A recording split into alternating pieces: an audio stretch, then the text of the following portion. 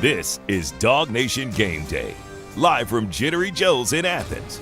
Brought to you by Kroger, R.S. Andrews, the UGA Bookstore, Sir Chero's, J. Stein Law Firm, and Jittery Joe's Coffee. Now here's your host, Kaylee Mansell.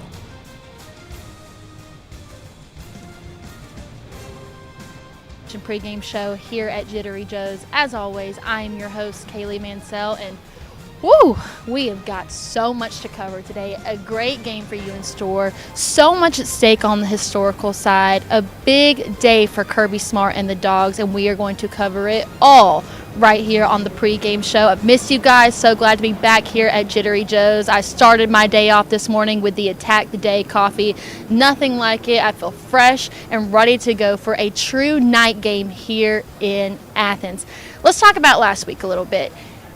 Got off to a rough start in the first half. Yes, we may have started from the bottom, but we came back second half, energy higher than ever. I was sitting next to Brandon Adams in the press box going into halftime, and I looked at him and I said, man, Kirby is about to get after these guys. I told him I would do anything to have been a fly on the wall for that conversation.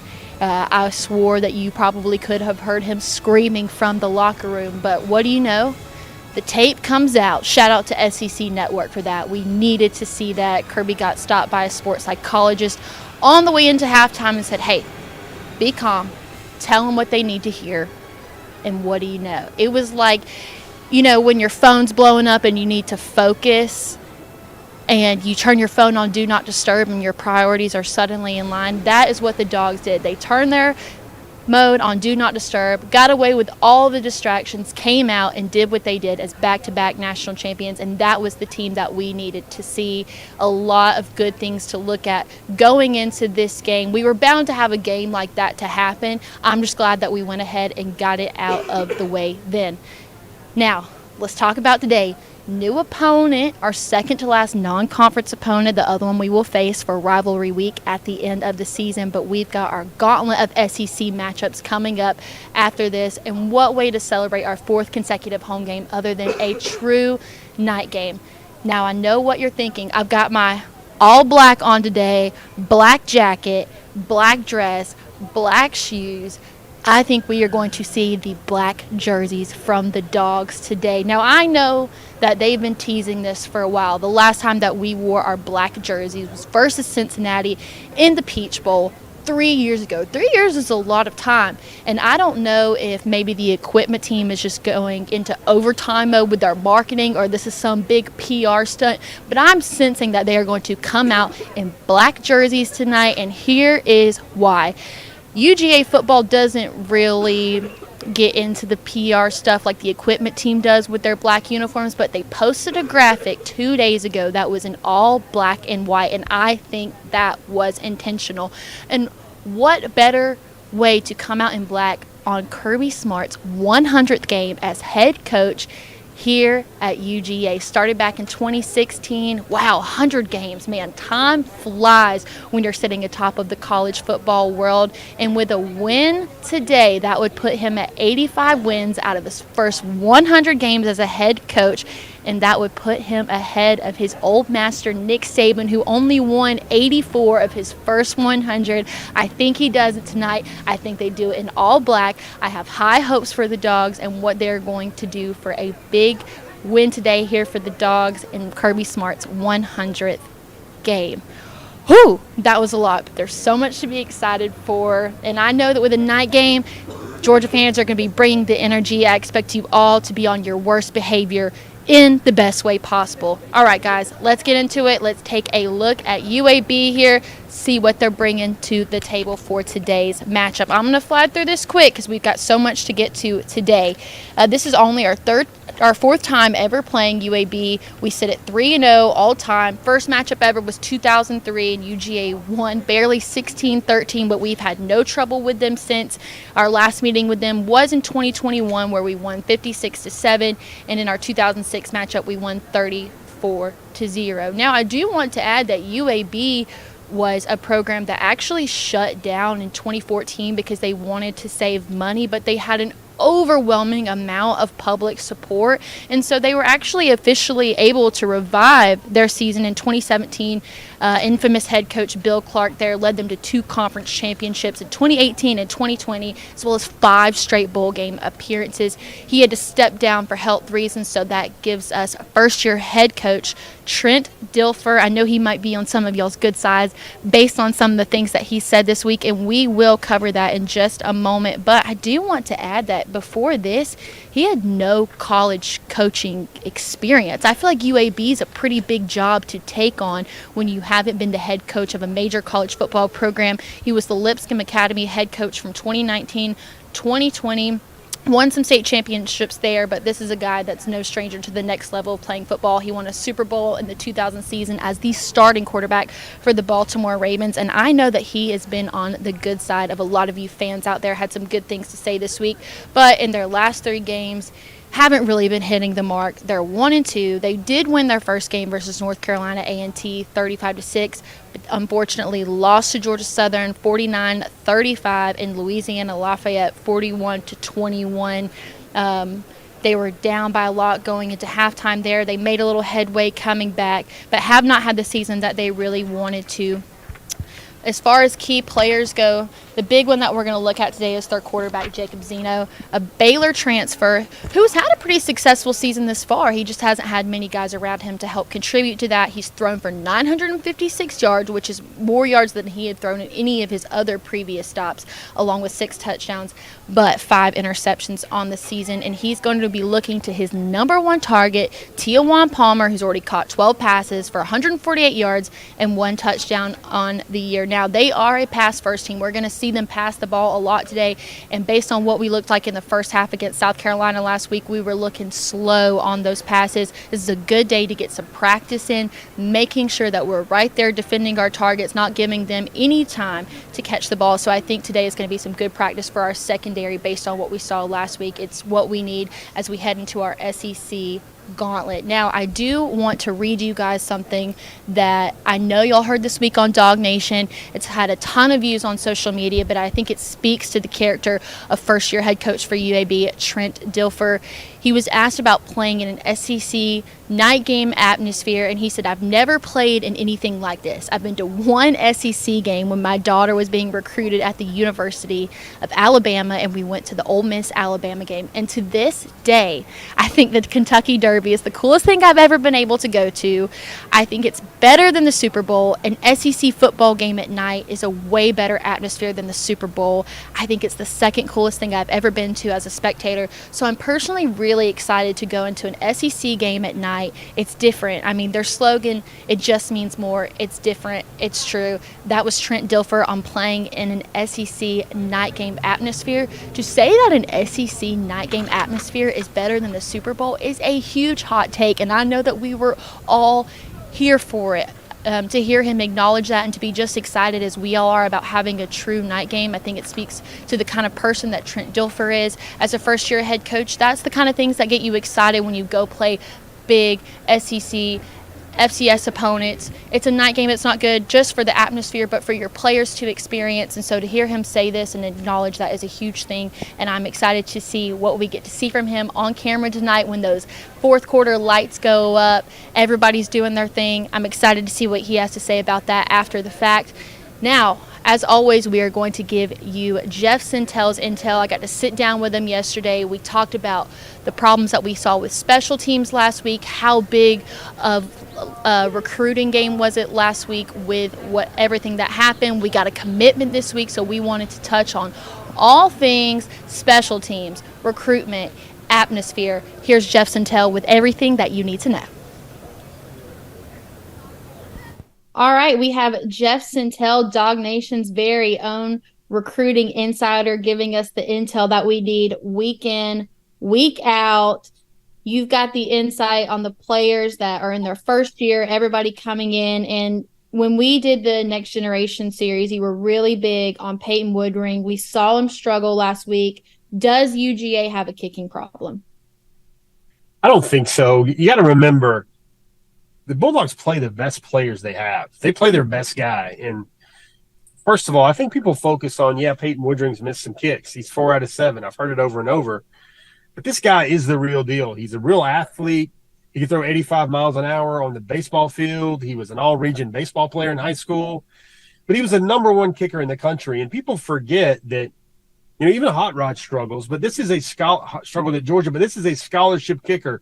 He was the number 1 kicker in the country, and it was between Georgia and Alabama. And he chose Georgia. Georgia got their guy. And, you got to realize how hard it was. Jared Zirkle has been at Georgia for like 5 years, and Peyton Woodring won the job. He won the job from a veteran senior that knows how Georgia develops and works and practices and trains. And Peyton won the job. So I would just say, DawgNation, hold your horses. DawgNation, you got to chill, because this guy's going to be a great football player for the Dogs. And I'm going to say one more thing, because I'm glad you asked this question. People don't understand this. All they see is the guy kicking, and they're like, "Oh, he's not aiming right," or "Oh, he missed an extra point," or whatever. It's a results-oriented process. But I'm going to tell you, and people have these theories. He's a freshman. He's not used to 94,000. Let me tell you this. A kicker in college football has the hardest road to a college scholarship, because what they do is Georgia invites like the top 20, 30 kickers in the country, and they come to Athens for a specialist camp, and they kick and kick and kick. And then the best ones move up, and they keep having them kick and kick and kick. And eventually the best ones move up, and then Kirby and the staff is watching them with all the pressure in the world, and the best guy that comes out of that gauntlet gets a scholarship offer for Georgia. Like, you may be the next Justin Tucker. You may be the next Sebastian Janikowski. But if you're off that day, if you just don't have it that day, you might wind up kicking at Georgia Southern, because, number one, these jobs only come open every 4 years, and you have to have it that day under that pressure, or you don't end up at a place like Georgia. And Peyton nailed all that. He was that dude during all that just to get to Georgia. So I think, folks, I would say just chill a little bit on the kicker. He's going to win games for the Dogs. Just wait and see. And you know Peyton Woodring better than any of us. How does he bounce back from this? What do you know personally about the kid? Well, he's made of some really tough stuff. Like, he was kind of initially like a self-trained kicker, and it's totally different for kickers. Like, think about whatever you know for recruiting, On3, 24/7 Sports, Rivals. None of that makes any sense with kickers, because there's like the best kicker in the country is only going to be a 3-star. Period. Like, the guy can kick 75-yarders, and you're only going to be a 3-star. That's just the way the system works. So there's independent kicking guys. There's Coles kicking. There's more. There's a bunch of individual independent entities that rank these kickers. Those guys tell me, Peyton was the class of that. They tell me Peyton has the strongest kickoff leg they've ever seen. Now, Jared Jerkel's still doing that, but I just know he comes from Louisiana. He really wanted to be initially silently committed to Alabama. Nick Saban really wanted him. And then Georgia leaned in, and Kirby said those magic words, and he decided, you know what, I think I'm going to be a Dog. So he wanted to be here. Kickers just have it so rough. Like, everybody thinks about, the pressure of a game-winning kick, but literally these young men thrive off pressure, and they eat pressure every day of their lives just to get to a place like Georgia. I can't say this enough. If he was bad that day at Georgia, or he was just average that day at Georgia, somebody else would be the scholarship kicker now for Georgia, and he might tumble all the way to like Central Florida or Troy or NC State, because these jobs, like he told me this process, when you're a kicker, you know about who's a junior, who's a senior, who's a freshman, who's a sophomore, and you literally have to only choose from like 20 schools, and maybe only 6 of those are top 10 programs, where you're like, okay, they have a job opening for a kicker. Those are the schools I'm going to go kick at, because those are the ones that would give me a scholarship. It really is a fascinating sub-story of what recruiting is like for a specialist. That's punters, kickers, and then the long snappers. And speaking of recruiting, we saw an absolutely star-studded recruiting group last week versus South Carolina. As we head into UAB this week, who can we expect to see, and how impactful is a night game like this one on the recruiting trail? Well, I think after the one last week, when everybody that's been wanting to get to Georgia in the first month of the season made it, I think there's going to be a limited crowd. There'll be the commitments there. But you've also got Florida State Clemson, which is playing this weekend in Clemson, and that's going to draw a lot of the Southeastern recruits on a gas tank of gas to get there. I think this is the year, this is the weekend. You're going to see a lot of 2025s, a lot of 2026s, maybe 2027s. So there's a lot of really great freshman players, 2026s, that I think this is the weekend where they show up at Georgia and then they get to get a front row seat. Well, Justin Tell, as always, thank you so much for your intel on all things recruiting, all things analogies. So awesome to have you in and out each and every week. Hey, one more thing, DawgNation. Georgia got a mega commitment yesterday, Friday morning, Ethan Barbour, say it like Barbour, number 4 tight end in the country, 6'3", 230. He had 6 catches for 200 yards and 4 touchdowns in a quarter. That means the Dogs in Hartley already have their 2 tight ends for 2025 done, signed, sealed, delivered. That's how that man Hartley rolls. I was going to say Todd Hartley is that man making that tight end position at UGA. We might be tight end university now. I don't think there's any comparison to it. The man knows his stuff. And then he can say, hey, would you like to be the next Brock Bowers? And there's really nothing that much left to be said. Georgia got a very big one on Friday afternoon from Alpharetta's Ethan Barbour. All right. Well, Jeff, thank you so much. And I look forward to seeing you at the game. See you, Kaylee. Have a great game. Speaking of a man that knows his stuff, can we just talk about Jeff Sentell? I'm not going to lie. Coming into that interview, I knew that Jeff would have some really good things to say about Peyton Woodring. We had the chance to cover him when we did our Next Generation series, and I was concerned about our special teams after that game. Going back to the Kirby halftime speech, he said, hey, this is what we're going to do. This is how many times we're going to score, and if Peyton Woodring would have made those kicks, then we would have scored the amount of times that Kirby said we were going to. So I had a lot of concerns, but then I remembered kicking is one of those things that's a lot easier said than done. I don't know if you all have had the opportunity to visit the College Football Hall of Fame in Atlanta. If you haven't, you should go. It's awesome, but they have a station where you can try and kick an extra point or a field goal. And I thought, I got these big old size 10 feet. That should be no issue. If I just give it a little tap, I'm going to make it. I don't even think I kicked it 2 yards. So for a true freshman to come in, who at the time is the number 1 kicker in his class, that's a really big game for him to kick in, and it also, those points mattered. It wasn't like a Ball State or a UT Martin where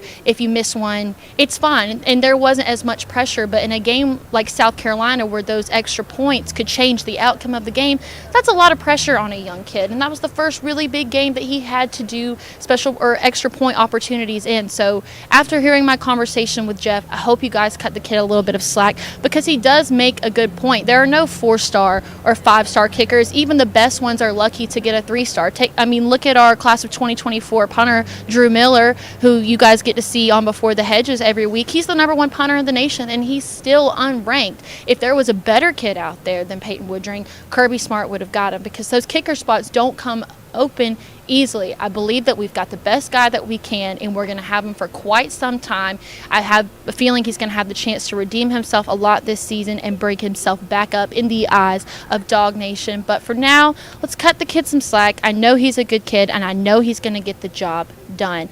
And then talking about our recruiting from last week, big star-studded roster. We're not going to see the exact same thing today because there were a lot of great games going on in college football today, but I think UGA did the job. I think it got a lot of those kids excited. So more to come on the recruiting aspect, but let's get into the dreaded topic of the last couple weeks, and that is our injuries. And as always, this is the injury report brought to you by J. Stein Law Firm. Now, it's essentially the same that it was last week. I know Austin Blasky did return to practice this past week, but I'm not quite sure if we are going to see him in today's game. When we have Mike Griffith on here in a couple of minutes, we're going to ask him those questions. Who's out there today? Is Ladd back? I know we would all love to have Ladd back. He's a guy that we not just miss on the field. As a person, he does an incredible job, but I think we save him.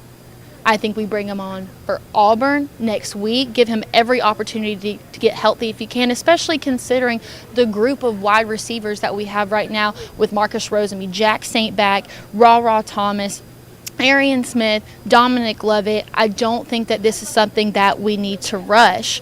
And, you know, Kirby said in that press conference, we have guys that have similar skill sets. We just don't have the experience. We have guys capable of filling the void left by Ladd, but we don't have guys with the experience in this offense. 2 years, 15 games a year, 30 games of experience is immense, and that's the part we miss. As far as his availability, he hasn't been available. He's been injured. He's trying to come back, and we're trying to figure out all we can do to speed up that process. Well, I think the way you speed up that process is let the guy rest one more game, let him come out in all black tonight, hopefully, and let's have him at full health next week for Auburn when we need him most. Now, Javon Bullard, still a question mark. Hopefully Mike Griffith will be able to give us those answers, but take a look at last week. We didn't have him. We were okay. Dan Jackson really stepped up and gave us what we needed to fill that void left by Bullard. I know Bullard is not just an incredible player, but an incredible leader as well. And I feel the same way about him as I do McConkey. I know he's a player that we all love to see on the field because he makes those big impact plays,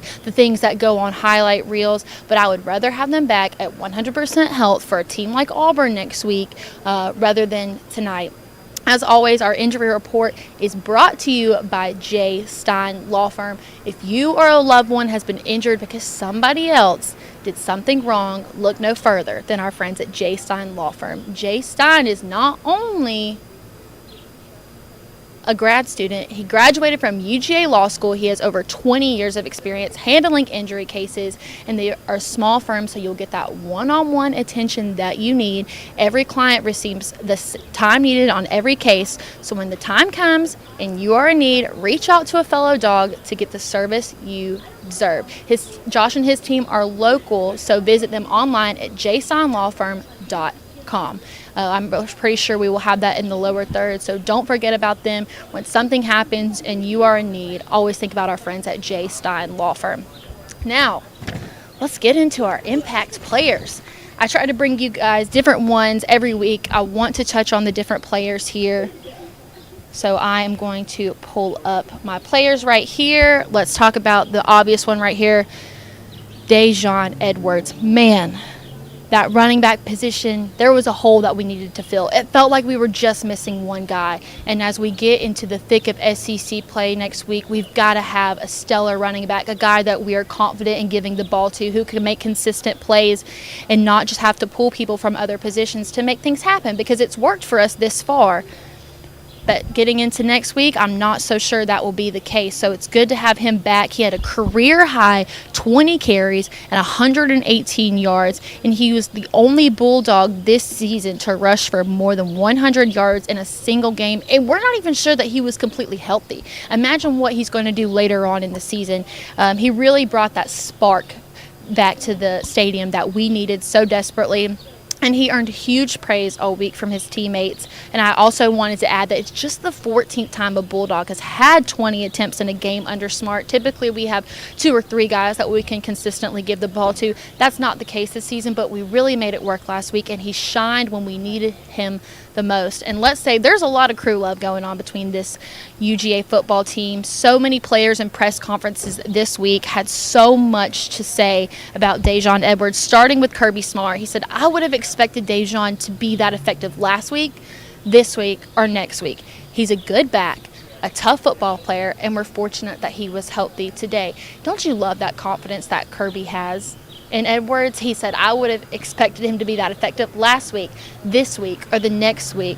That's the kind of things that you want to hear from your head coach, a coach that's confident in your players in not just one game, but every game that they go out on the field. And I expect so much more from Dajon Edwards as we head into the rest of the season. Carson Beck also had a few things to say about him. He said, it's always nice to have a guy like that runs the ball hard, can make a guy miss in the hole, and get 3 extra yards after contact. I'm super proud of him, said Carson Beck.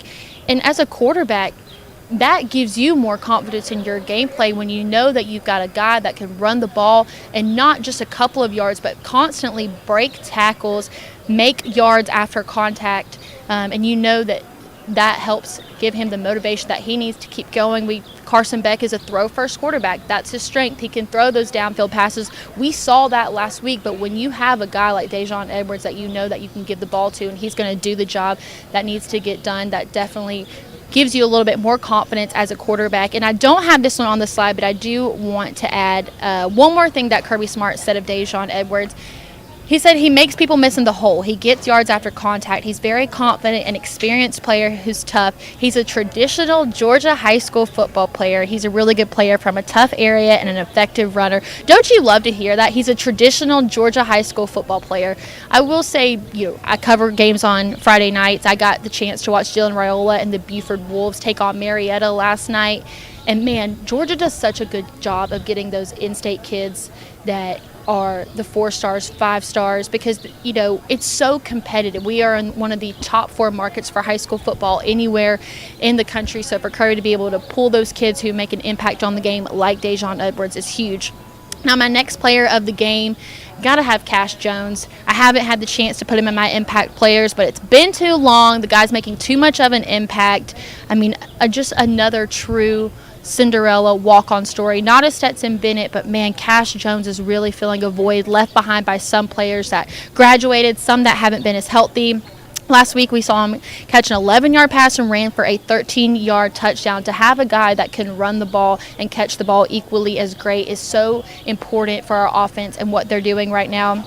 He pushed Georgia's lead to 24-14, gave us that security that we all needed at the end of the game, because I'm telling you, sitting there in the press box with Brandon Adams last week, you could hear a pin drop. And I don't think anybody was necessarily worried that we weren't going to come out victorious, but it was just kind of the first, holy crap moment that we hadn't had so far this season.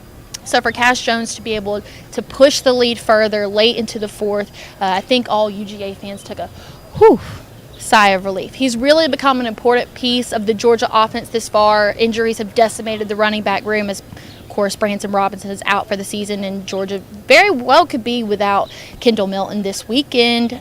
So he's really important and crucial to the game plan that we're trying to run. He was a guy that earned rave reviews all fall camp, emerging as one of the true bright spots at the running back position. His pass catching ability, something that separated him from Georgia's other running backs. And so Cash Jones, one of my impact players today. I think we're going to see him go for 2 touchdowns. Mark it now. I'll sign off on it. I feel really good about Cash Jones. And then based on his performance last week, and if Bullard is out today, I had to throw Dan Jackson in my impact players.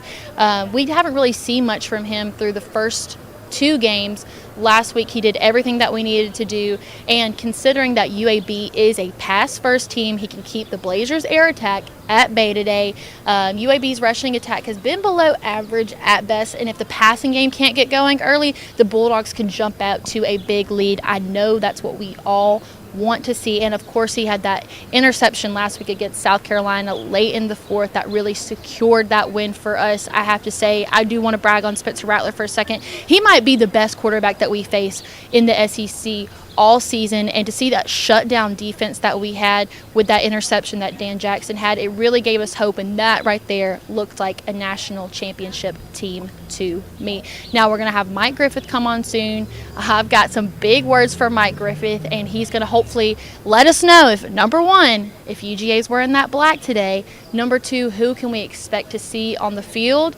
And before we bring Mike on, I do have to grab a prop, so y'all bear with me right here.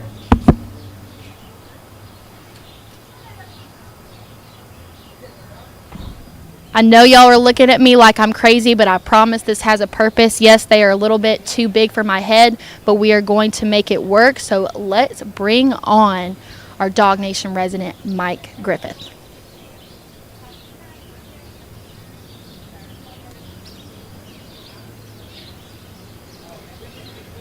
It might be a few more minutes before we have Mike on. Can't hear him at the moment. Oh, wait, I hear something. Can I hear Mr. Mike Griffith? Yeah, Kaylee, I'm here. Mike Griffith, can you see me by any chance, or can you only hear me? I can hear you. I called in on the Zoom link. Okay, awesome. I just wanted to make sure. I wish that you could see me right now. I've got my Deion Sanders sunglasses on right now because I'm about to pull out some receipts, and I have this right here. It's a text message from when I was taping Go With The Flow with you on Wednesday. It is time stamped, at 2:07 p.m. when y'all are making your Florida State Clemson picks, and I texted you and I said that you should have taken FSU at 2.5, and you said maybe. I know you can't see me, but I've got my receipts shades on. Should you have taken FSU, Mike? Do you regret your decision? No, I regret that Clemson couldn't make a 29-yard field goal, and that's not something that I would bet against, Kaylee, and I sure wouldn't count on giving up a 60-some-yard fumble return for an interception. I think sometimes you get those.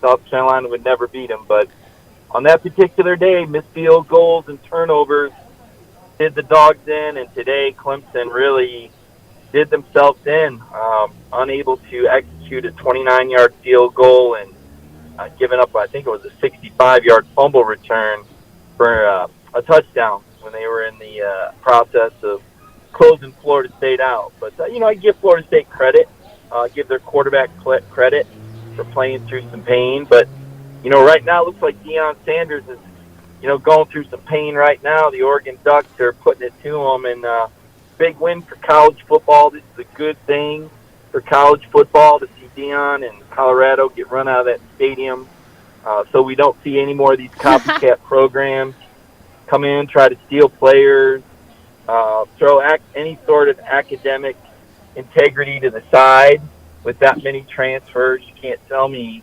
Kaylee, that those transfers were related to academics. So this is a big win for college football to see Deion getting run out of Austin Stadium today. I think we all knew at some point it was bound to happen. Most people expected it versus Nebraska in week 2. I think everybody undoubtedly at least thought that Oregon would be the one. I've been trying to keep up with it as we've been doing the pregame show. But, Mike, you're at the stadium already. You're on the field. I've got to ask you all the questions that DawgNation has been wondering. Number one, who can we expect to see on the field today that maybe we thought was injured? Can we expect McConkey or Bullard to be back today? Well, Kaylee, I don't have that information yet. I think we were talking about a 6:30 call, and I'm not quite there. I'm just now parking. I think Ladd McConkey is the guy. I'd be shocked if he was out there. I think they want to keep Ladd out as long as they can. And, let's face it, this is another scrimmage, as far as whether or not they would let a guy like Javon Bullard go. There'd really be no reason to unless you're 100% sure it's really not that competitive of an opponent. I think you've done a good job breaking down UAB and what they aren't. This is a game that Georgia, Kirby can pretty much name his score and play his style.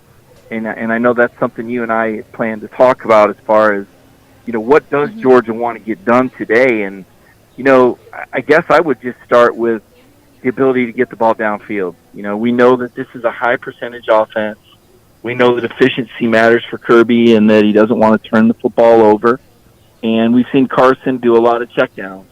And that's been part of the game plan, right? Georgia's winning football games. They're number one. But I think some fans want to see Georgia go downfield a little bit more. And I think you might see Georgia make that a point of emphasis today just to get Carson some confidence and some rhythm. With Auburn coming up next week, some teams are going to be able to take away the check down and make you beat them deep. We saw South Carolina do that in the second half, and Carson was up to the challenge. And I think you're going to see more of that today. Right. It feels like after tonight, child's play is over. It's the grown adults from here on out. Mike, I don't know if you are a speculation guy.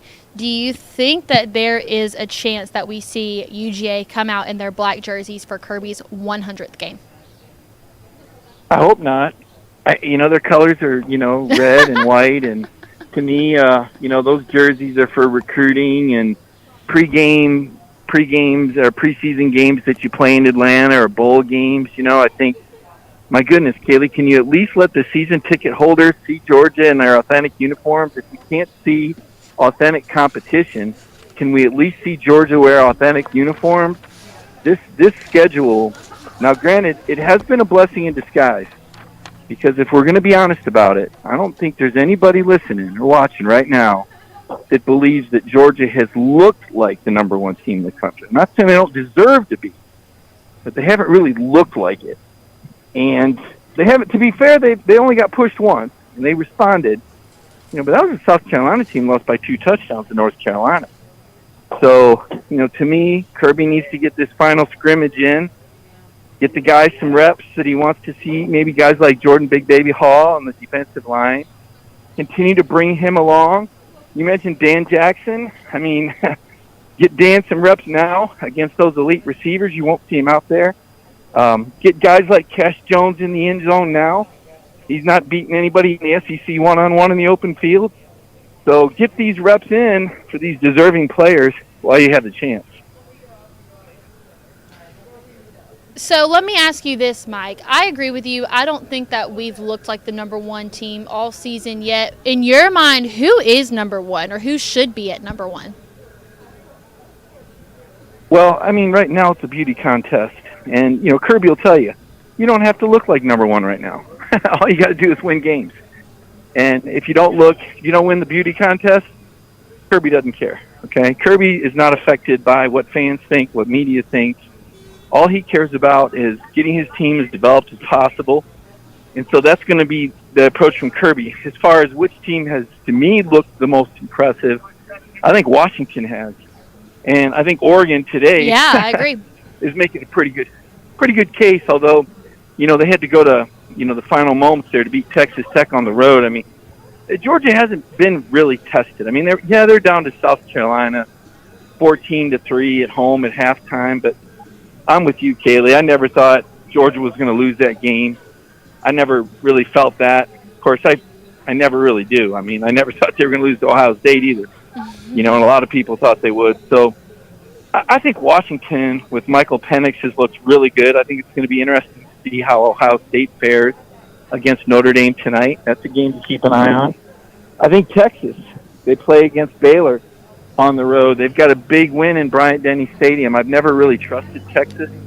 Can't say that I still do, but I think I'd put them in the top 4 or 5. And then we'll see what Georgia does. We'll see if Georgia has a statement game tonight to get some momentum. I think it's good news that Auburn got wore out pretty good at A&M today. I do think Auburn can run the ball well, but I think that was a physical, hot game in College Station. I think that bodes really well for Georgia, and I think that gives Georgia some momentum where now my upset alert, not saying they're going to lose, but the one I'd kind of keep an eye on is Kentucky. Kentucky's a game. Now I look at it, okay, maybe this is the team that gives Georgia a hard time into the second half. Well, Mike, you are one of our most knowledgeable SEC across-the-board people that we have on our staff, and I'm glad that you brought up the Auburn-Texas A&M game because that brings me to another point. How does the winner of Ole Miss and Alabama, how does that have an impact on the rest of the SEC, and how could that potentially have an impact on Georgia if we play in the SEC championship? Well, I mean, I said last week I didn't think that Alabama was going to lose another regular season game, and I'll be honest with you, Kaylee, I'm not sure if I would make that statement today if I hadn't already made it, but I'm going to stand behind it. I think they're going to get one. They're going to pull one out today against Ole Miss. I think Jalen Milroe how he plays is so important, and the decision that he makes. I think the Alabama defense is kind of rising up today, and you're seeing that they're pretty real. But how Milroe plays at quarterback is going to determine Alabama's future. If they get good quarterback play, they're going to be really hard to beat, and I don't know that anybody in the West can beat them. I know LSU's played really well. I'm not really sure if I trust LSU yet after that second half against Florida State. They came unwound pretty quickly when they hit adversity. We'll see what the Tigers do tonight. It's going to be a determined Sam Pittman team. I just don't think the Hogs have enough in the tank. Losing that home game to BYU, I think that was somewhat revealing. So I think it's important. I think it was an opportunity for Ole Miss to deliver a knockout blow on Alabama and on Nick Saban. Once teams fall out of contention, Kaylee, they're not the same. I go back to 2020 when Georgia lost to Florida, and it was almost like the next week it didn't seem like they really showed up. They couldn't run the ball, which you and I both know is crazy. And if JT Daniels hadn't thrown for 401 yards that night, they probably would have lost to Mississippi State, and they probably wouldn't have finished in the top 10. So I think it's important for teams to stay in contention now more than ever, especially with players that, put things like NFL draft stock into higher consideration than maybe team goals. So that would have been a really big setback for Bama to have lost the second game. Instead, if they pull this game out against Ole Miss, which last I checked they were winning, that's going to even create more momentum for the Crimson Tide, and they're going to be a tough out. The West will come down to the LSU and Alabama game later this season. Yeah, the score currently stands at 24-10, Alabama with 12 minutes in the fourth quarter. And so there's one thing I would like to get your input on, and we both said it. UGA is not the same team that it has been for the last 2 years, and we wouldn't expect them to be. New quarterback, new offensive coordinator, a lot of pieces missing and a lot of new pieces added. But it just doesn't look like the rest of the SEC is that great either. Is there anybody within the SEC that you think could truly compete with us? Well, you say we wouldn't have expected them to be the same team, Kaylee, and maybe you and I wouldn't, but there were some people that were booing Georgia in their own stadium last week that I think they probably did maybe expect that, even though Kirby tried to tell them, and every time I tried to tell them, people would kind of shout me down and get mad. And I wasn't trying to be insulting. I was just trying to point out that, guys like Darnell Washington and Adonai Mitchell and Kenny McIntosh and Ladd McConkey make a difference. I mean, those, and as I've said, Brock Bowers has been more Clark Kent this year than Superman. He's injured. He's playing hurt. He's playing through an injury. He's not as dynamic. He's still very good. I think he's still the best player on the field. But you and I remember those plays that he made last year and the way he jumped up and caught balls when Stetson would throw it 3 feet behind him or 3 feet over his head. He'd pull it down and run 80 yards. And at the end of the day, it was long touchdown in the box score. But for those watching, we all realize just how many amazing plays Brock Bowers made these last 2 seasons. And now you don't have that. And you don't have Ladd McConkey on the perimeter, and he's been fantastic. He's been the Christian McCaffrey of the Georgia offense with his open field quickness and the attention that he demands, and now he's not out there. Instead, you've got some transfers, and they're still learning the playbook. And sometimes they're on the right routes, and sometimes they don't. And Brian McClennan's getting paid a lot of money to coach these guys up, and I think they're getting better. Thought Lovett looked better last week. Thought Ra Thomas looked better last week. So just as I expect Georgia to get better every week, I think Alabama will too. I think Florida might as well. And last I checked, Tennessee was lighting up the scoreboard pretty good. And Georgia's going to have to play in their stadium. So I think you bring up a good point about how the SEC looked earlier this year. I think they lost 6 non-conference games in the first 3 weeks, and I think they lost 7 all of last year. But I would say this. Let's remember that there were 3 SEC quarterbacks taken in the first round. That doesn't even count Hendon Hooker from Tennessee or Stetson Bennett from Georgia. So the SEC lost a lot of key players and dynamic players, and you're starting to see some other young guys step up and get better. And I think by the end of the year, the SEC will once again be head and shoulders above everyone else. But right now, we've seen some other teams with returning players like Oregon and Bo Nix and Washington and Michael Penix. We've seen them flex their muscles a little bit. Michigan with McCarthy at quarterback. Florida State. There's been some teams with some returning talent that have started out looking pretty good. But I think by the end of the year, the SEC is going to be pretty strong. And I think Georgia, after this week, this is going to be one more flex for Georgia.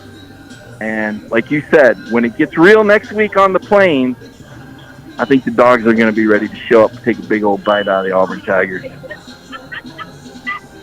All right, one last thing for you, Mike G.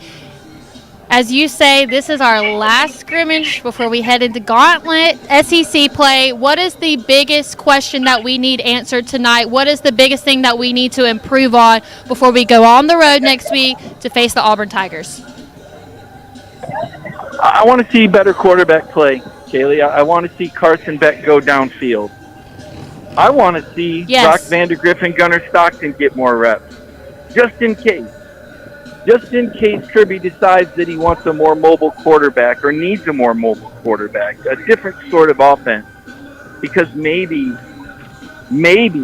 that running game can't get it done with just Dejon Edwards and Dylan Bell, who I really like. I think Dylan Bell is fantastic, and it just says so much about Georgia and high school football, as you talked about earlier, for a guy like Dylan Bell to emerge and recruit out of Texas in the way the Dogs are able to recruit. And by the way, Kaylee, they are in their red jerseys, so the traditionalists will be happy with that, if nothing else.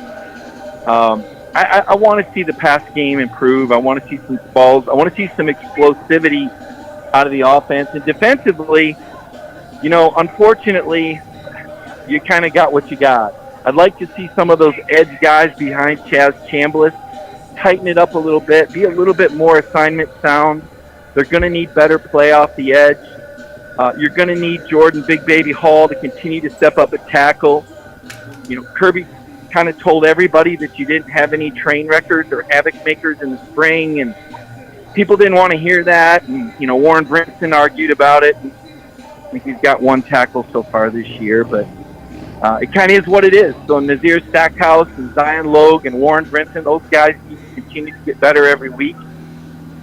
There's a few areas that Georgia needs to shore up, and if nothing else, they certainly have had a schedule that's been conducive to playing a lot of players and doing a lot of experimenting so far this season.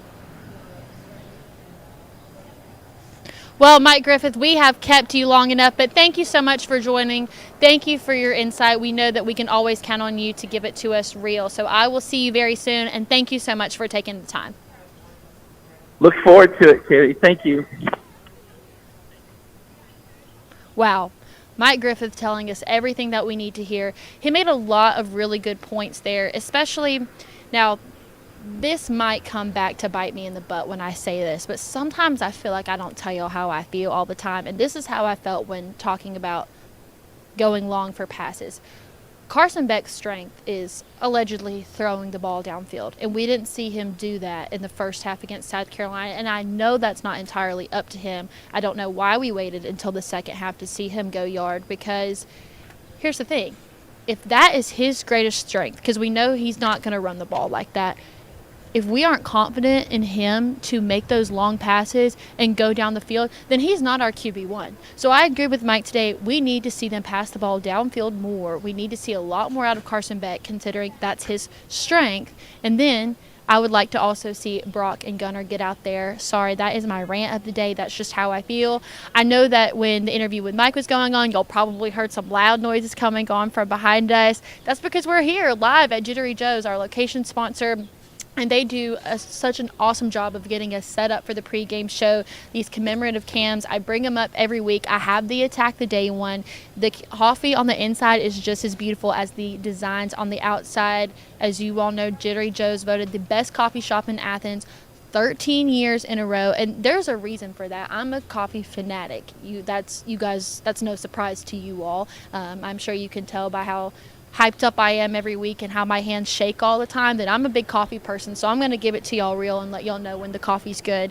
And Jittery Joe's is absolutely phenomenal. I would love to see maybe some of y'all come out for our next pregame show that we do at Jittery Joe's. We do it every home game. We start 2 hours before kickoff. I would love to see some of y'all come in, get you some cans, watch the show, and maybe like Brandon Adams' postgame show, we'll have you come in for an interview. You can share your thoughts on it.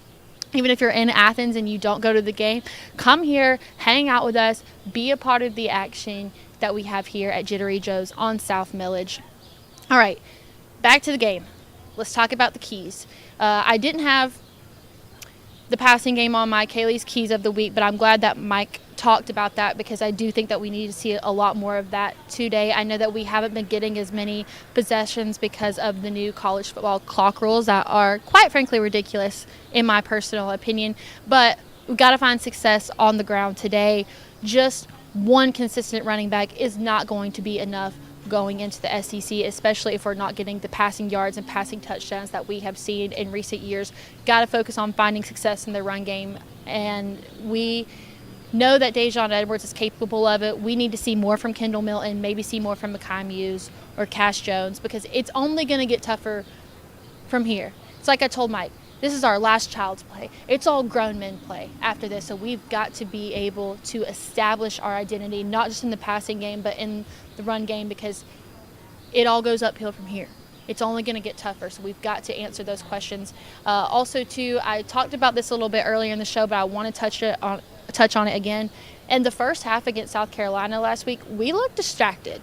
Rattler completed his first 10 passes, and although he might be the best quarterback that we see all season long, I mean, it wasn't like we were anywhere even close to the receivers. I don't know if there was a little bit of jitters in playing our first SEC game, but we are known for having one of the best secondaries in the NCAA.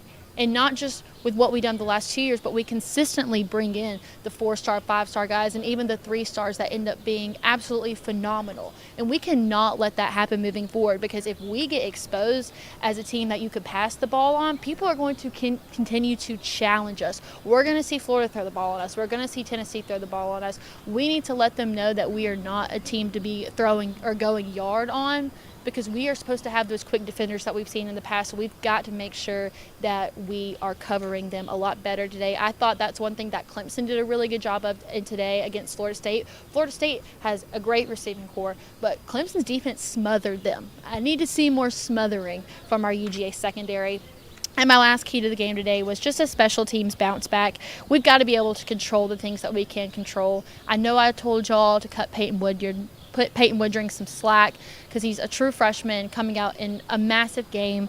But special teams points are some of the things that it should almost be a guarantee. And I know it's not always going to be, but that's going to be crucial later down the line. I don't want to play a team when we're down by 3 and we're not confident that our kicker can go out there and kick a field goal and tie it up or put us ahead. So I want to see success on the ground today. We need to be quicker on the secondary as well as pass rush, and I want to see us bounce back on the special teams and control the things that we can control. Now, my Game K picks are going to look a little different today because a lot of these games are already going on, but I do want to touch on a few of them. Got to talk about Colorado and Oregon.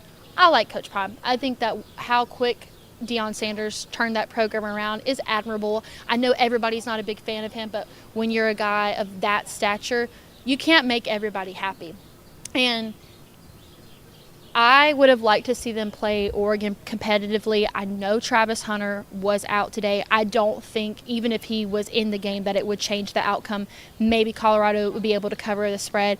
But, man, in case y'all didn't see it, you need to go on social media and look at what Dan Lanning said to his teammates before. He said, "We're not here for clicks.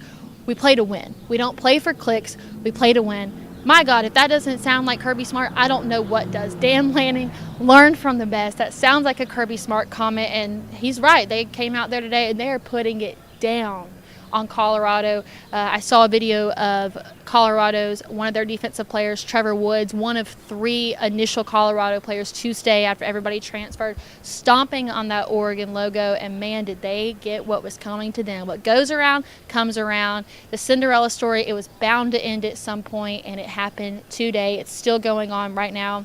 Let's talk about Florida State Clemson. I called Mike out. I told him when we were taping, go with the flow. Connor was the first one to pick, and he's never the first one to pick. And Connor said he was going to take Clemson. I texted Mike. I said, you better slander Connor's pick right here. And what do you know? 2 picks later, Mike agrees with Connor. And I just didn't see that. I know that Florida State has not had success against Clemson in a long time, but I felt it was going to happen. Clemson's down on their luck. They can't compete with NIL or anything else that's going on in college football right now. It seems like they've taken 5 steps back, and I told him that he should have taken Florida State at 2.5. So this is my official petition to get on Go with the Flow, because my picks were looking pretty good this week. But regardless, I think it was a sloppy game. I think that the 2 best teams in the ACC, it was a great game to watch because it went down to the wire, but I wasn't impressed with what I saw from either team. So got that one out of the way. Ole Miss and Bama is going on right now. I thought Bama from the beginning. One thing we were talking about earlier is Lane Kiffin. Like, he might be the funniest college football coach on social media. out there, but that man cannot give a pep talk. I cannot see Lane Kiffin going in before a massive game like Ole Miss and Alabama and telling his team what they need to hear in order to come out there with a win.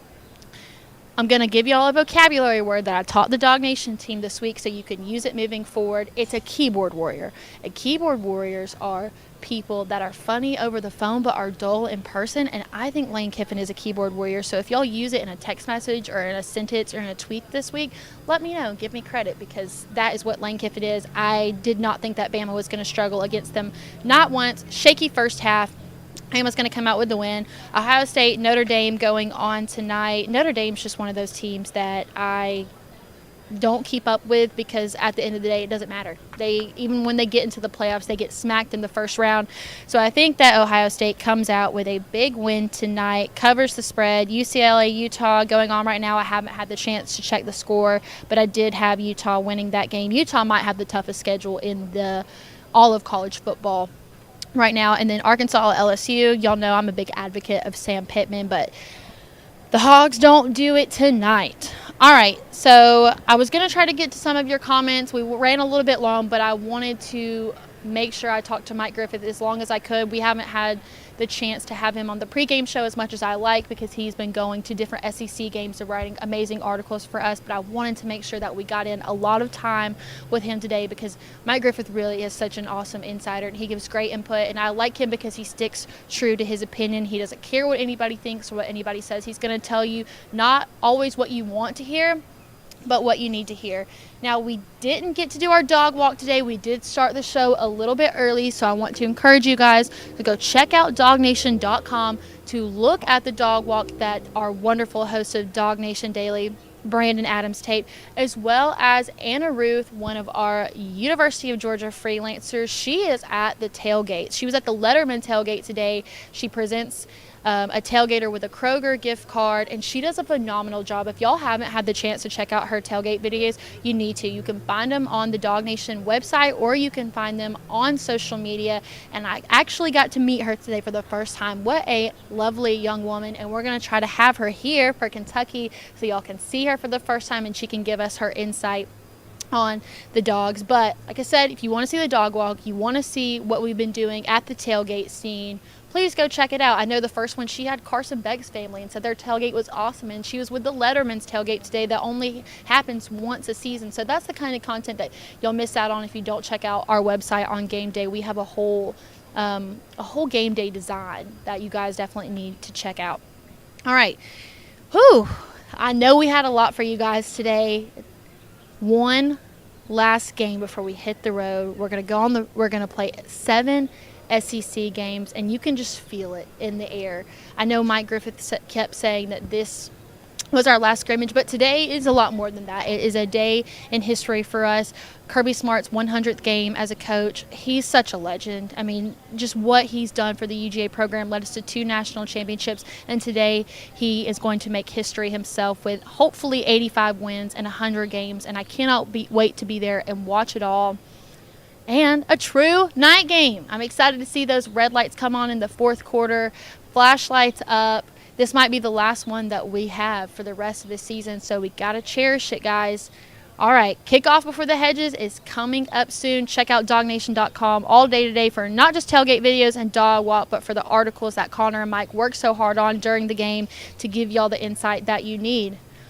And we will be away at Auburn next week, so I'll be coming to you guys from the DawgNation World Headquarters in the studio versus Auburn. Now, go get your pregame in, have you a few drinks and a little snack before the game starts. It's going to be a good one. I will see you guys next week, and as always, go Dogs.